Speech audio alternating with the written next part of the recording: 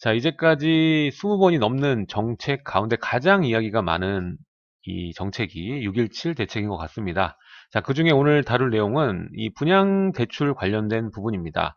이제까지 어떠한 정책이 나오던 이 소급 적용은 하지 않았는데, 이번에는 이 분양받은 건에 대해서죠. 어차피 분양받게 되면 추후에 입주를 하게 되니까 입주 시점은 분양받을 당시에 규제가 적용되지 않았다면 어, 기존대로 해줘야 되는 게 맞다.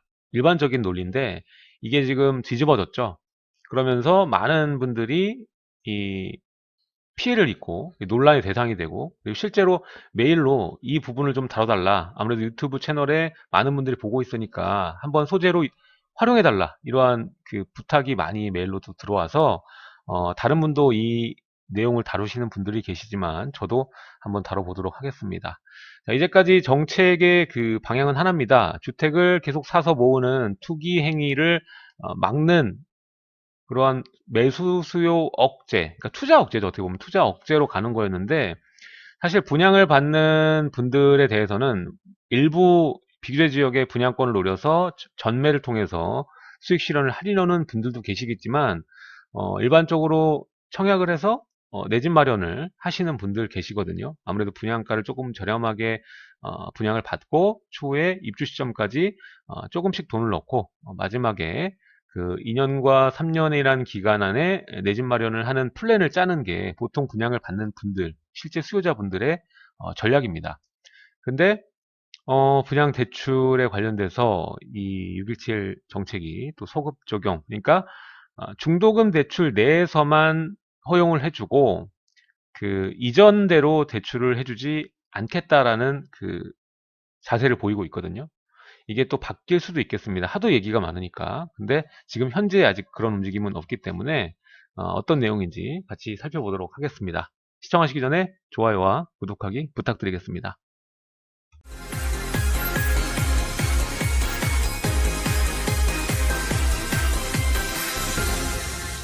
감사합니다. 여러분들의 성원 덕분에 저의 신간 놀부의 부동산 DNA가 베스트셀러에 뽑혔습니다.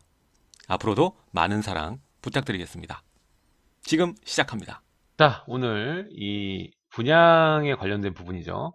자, 날벼락 맞은 수분양자들 6.17 정책으로 사실상 이 수도권 전 지역의 규제가 확대가 되었습니다. 자, 김포, 파주, 뭐 그리고 일부 지역을 빼고는 전부 이제 규제 지역이 된 건데, 이번에 특히 문제가 된 거는 규제 대상 지역. 이제 규제 지역이 되면은 다른 부분도 문제가 되지만 특히 가장 피부로 와닿는 게 금융 규제거든요. 대출 받을 수 있는 그 비율 자체가 줄어드니까. 근데 이제 분양의 같은 경우에는 이 규제 이후 입주 시 기존대로 원래는 이 주택담보대출 비율을 인정해 주는 것이 맞죠. 사실 이 그때 당시에 분양을 받는 분이 어떻게 규제가 생길 줄 알고 금액을 맞춥니까? 근데 이번 6.17 정책에서는 소급 적용이 되는 꼴입니다. 자, 여기 대상은 전국에 285개 단지고요.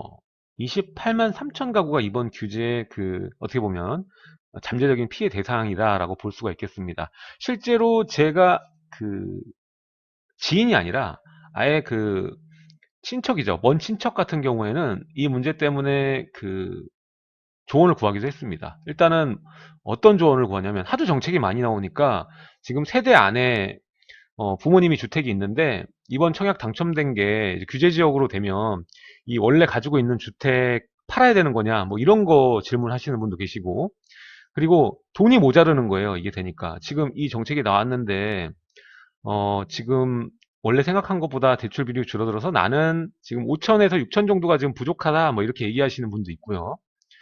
지금 사실상 이런 분들은 돈을 어떻게 구해야 되는지 지금 머리를 싸매고 전쟁 중에 있습니다. 자, 이번 이 규제가 모두의 일입니다. 내가 분양을 받지 않았다고 해서 내 일이 아닌 게 아니거든요. 지금 정책의 방향이 계속적으로 비상식적인 단계로 가고 있는 겁니다. 그래서 여러분 개인 하나하나에 영향을 미칠 수 있다는 생각을 좀 하셨으면 좋겠어요. 자, 일단은 이번 사태, 비규제 지역일 때는 잔금 대출 원래 70%까지 가능했던 지역이 규제 지역이 되면서 중도금 한도 내에서까지만, 이 분양가 한도 내에서 분양가의 60% 그리고 시세의 40%까지 대출 가능하게끔 만들어줬기 때문에 이 대출 받을 수 있는 금액이 규제 전보다 상당량이 줄어든 겁니다. 그래서 대부분 보면은 분양가가 다 다르기 때문에 총량의 이게 차별이 있겠죠. 작게는 뭐 4, 5천 정도, 많게는 뭐 1, 2억까지도 잔금이 부족하게 되는 상황이 만들어지는 건데, 이건 누가 책임을 지나요? 결국에 이분들이 돈이 모자라서 진짜 구하기가 어렵다, 못 구한다 이러면 결국 전매가 가능한 단지 같은 경우에는 뭐 전매로 날려야겠죠. 남에게 팔아야겠죠. 입주를 못하고.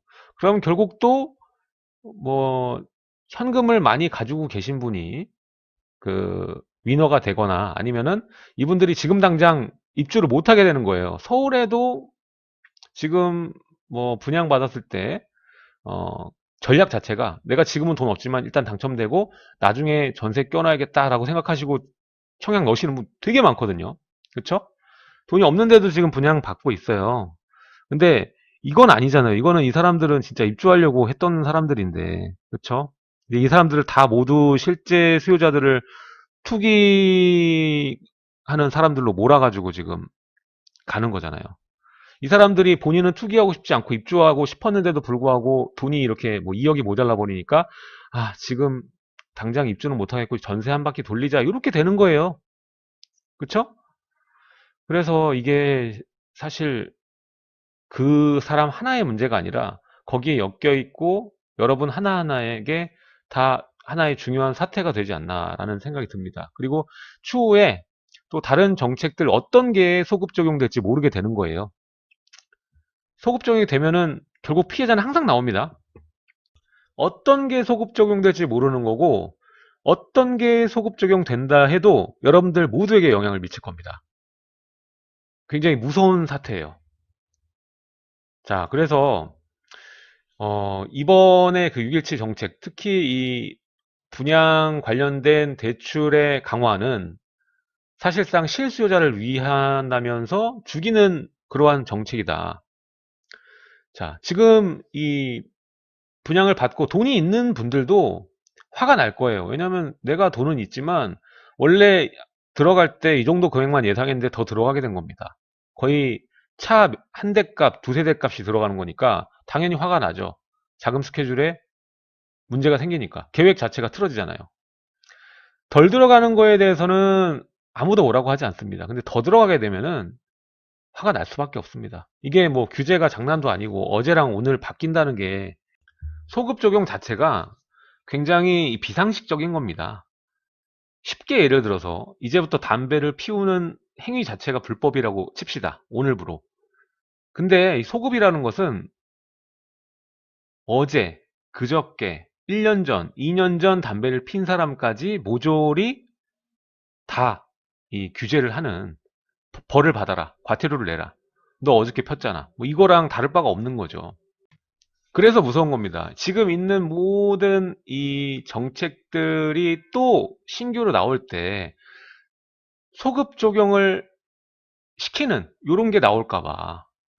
지금 소급 적용이 문제가 될 수 있는 부분은 뭐냐면, 아까는 제가 극단적인 거 뭐 담배를 이제부터 피고 뭐 이런 예를 들었지만, 지금 소급 적용해도 좀 애매하고 이상하지 않은 것들이 있어요. 뭐냐면 임대 관련해서 만약에 이제부터 임대 상한은 어떻게 합시다. 뭐 이제 임대 사업자들만 지금 저축을 받고 있는데 임대 상한제를 만약에 들어간다.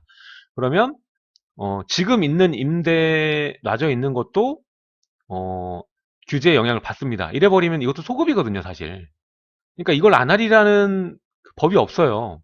그래서 지금 움직임이, 임대 관련된 이 법안도 나오기 전에 우리 임대가를 많이 올려야겠다, 이런 움직임들까지 있습니다. 이거 정부 관계자분들이 제 영상을 만약에 듣는다면은 여기에 대해서는 좀 준비를 많이 하셔야 될 것 같아요. 자, 임대 3법도 소급 적용 안 하리라는 법이 없다. 이 애매한 부분이죠. 자, 이미 현재 지금 진행하고 있는 임대차들에 대해서 또 규제가 적용이 되면 이건 소급이 되거든. 예. 자, 근데 아무리 이렇게 해봐야, 이 실수요자를 위한다면서도 실수요자를 피해를 보게 하고 이렇게 해봐야 이 돈이 어디 안 갑니다. 지금 유동성은 계속적으로 풀리고 있는 상황이고 돈은 결국 흐르는 겁니다. 이 막아지고 사라지는 게 아니라 다른 쪽으로 흐르기 마련입니다. 근데 정부가 의도한 대로 흘러줄 거냐라는 데에서는 그렇지 않을 수 있다라는 거죠. 결국에는 이 주택시장뿐만 아니라 부동산의 종목도 워낙 많고요. 그리고 이번 달에 데이터를 보니까 아파트 거래량은 소폭 감소한 그런 상황인데 오히려 이 그 다가구 그리고 다세대, 단독 요런 애들 있잖아요. 요런 애들이 거래가 좀 많이 늘어난 그 데이터를 볼 수가 있습니다. 그러니까 결국에 돈은 흐른다는 거예요. 왜 그렇겠습니까? 일단은 그동안 그 돌올랐던 그런 친구들이나 아니면은 대출을 많이 활용할 수 있는 이 비주택 시장 요런 쪽은 뭐 아직도 현재 봤을 때는 아파트 값 대비 땅값 대비 했을 땐 저렴한 그러한 물건들이 상당히 많거든요. 그러니까 여기에서 빨리 눈을 뜨고 투자자들이 움직인다면 또 돈은 다른 쪽으로 흐를 수밖에 없습니다. 자, 그리고 또 하나의 그 구조는, 이 구조는 지금 규제가 바꿀 수 없는 게 뭐냐면, 이렇게 금융구제를 아무렇게나 강화해도 결국에 무주택자의 전세자금 대출을 조일 수는 없거든요. 자, 그럼 지금 주택을 사는 담보대출은 조여서 들어가지 못하는 수요가 발생하고 상대적으로 자유로운 이 무주택자 전세자금 대출을 활용하는 분들, 그렇게 해서 상급지나 우수한 입지, 아이들 학군 때문에 가야 되는 분들은 이 방법을 택할 수밖에 없거든요. 대출이 안 나오니까. 자, 지금 1억 대략 치면은 뭐 한 달에 20만 원 정도 낸다고 보면 되거든요. 그 정도 이자 지급하는 데는 무리가 없는 분들 많죠. 그러다 보니까 지금 구조 자체가 금융규제의 역설이죠. 전세가가 더 오르게 부채질하고 있는 게 이 금융규제다. 이렇게 볼 수가 있겠고, 그리고 또 하나, 금융규제를 아무리 해봤자 지금 구조가 무주택 전세에 대한 고삐를 조일 수가 없기 때문에 전세가는 파죽지세로 계속적으로 폭주기관차처럼 오를 것이고, 그 다음에 그거를 활용하는 현금이 좀 있으신 이 갭을 활용한 그 투자하시는 분들, 이런 투자 수요에 대해서는 저항선이 전혀 없습니다. 이 금융규제를 아무리 하면 할수록 이걸 막을 수가 없는 거예요. 네. 그래서 뭐 이런 얘기도 있죠. 규제는 시장을 이길 수 없다. 뭐 이런 얘기가 있습니다. 왜냐하면 돈은 결국 흐르기 마련이고 다른 방법들이 또 만들어져요. 어디를 세게 누르면 이쪽이 또 원활해지고 풍선 효과가 발생되고 이렇거든요. 자, 지금 금융규제의 역설입니다. 이게 실수요자를 위한다면서 죽이는 규제. 아까도 말했지만 이번 분양권으로 돌아와서 한번 얘기를 해보자고요. 자, 이렇게 해서 소급 적용해서 대출을 해준다. 그러면 어떻겠습니까? 돈이 모자란 사람들이 있고 그 중에서는 본인이 입주를 못하는 사람들이 생기겠죠. 그럼 본인이 분명히 이 집의 주인인데 전세로 갑니다. 그쵸? 전세로 가게 되고 전매가 가능한 단지라면 이 돈이 많은 그런 수요자에게 팔겠죠. 그쵸? 결국에는 지금 처음에 당첨됐다고 좋아하고 몇 년 동안 입주하는 꿈을 꾸면서 돈을 꼬박꼬박 모아서 입주할 날만 기다리던 실수요자들의 꿈을 의도했던, 의도치 않던 짓밟게 되었다라는 것입니다. 자, 이 정책을 두고 서급 적용이 되다 보니까 과연 이게 실제 수요자들의 입장에서 생각을 한 번이라도 해보고 나온 정책이느냐 논란도 굉장히 많은 상황입니다. 아무쪼록 제 영상도 조금 영향이 되고 많은 그 수요자들이 이 내가 원하던 내가 꿈꾸던 그런 주택에 입주할 수 있게끔 정책이 수정이 빨리 됐으면 좋겠다라는 바람으로 오늘 영상을 준비했습니다. 자, 오늘 내용이 여러분들과 무관하다고 생각을 하시면 안 되고요. 잘 생각을 하시고 여러분도 힘을 같이 보태주시는 것이 좋을 것 같습니다. 자, 오늘 내용은 여기까지 하도록 하고요. 다음 시간에도 여러분들께 뉴스나 알찬 정보 드리도록 노력하도록 하겠습니다. 지금까지 시청해주셔서 감사드리고 좋은 하루 되시길 바라겠습니다. 감사합니다.